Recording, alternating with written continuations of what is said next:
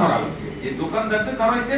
আমরা বারবার বলছিলাম যে আমাদেরকে ধরা হইলে আমাদের ইনফ্রাস্ট্রাকচারটা ডেভেলপ করে দেন।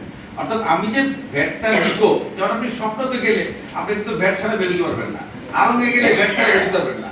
তারা ইনফ্রাস্ট্রাকচারটা ডেভেলপ করছে, তাদের প্রতিষ্ঠানটা অনেক বড়, কিন্তু আমাদের যারা ক্ষুদ্রপতির ব্যবসায়ী তাদের পক্ষে তো ইনফ্রাস্ট্রাকচার করার সুযোগ নাই। তারপর আপনারা জানেন যে আমরা এর আগে ইসিআর মেশিন আছে, যখন ইসিআর মেশিন দেওয়া শুরু করলো এনবিআর, তখন ইসিআর মেশিন সারা পৃথিবীতে আর চলে না। এরপরে কি করলেন ওনারা, আরো আধুনিকটা নিলেন, সেটা হচ্ছে কি ইএফডি মেশিন।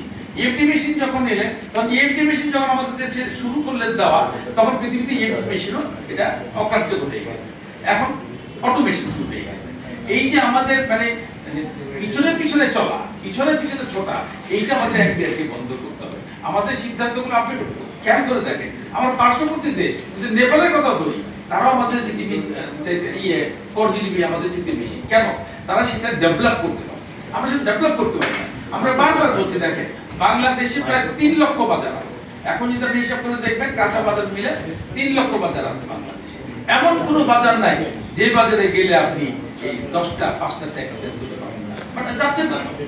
আপনি ঢাকা বাইরে যাচ্ছেন না, আপনি বিভাগীয় শহরের বাইরে যাচ্ছেন না, অটোমেশন করছেন না।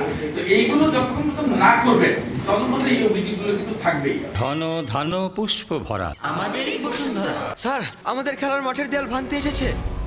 এটা আমাদের খেলার মাঠ। আমরা তো এখানে দোকান বানাবো।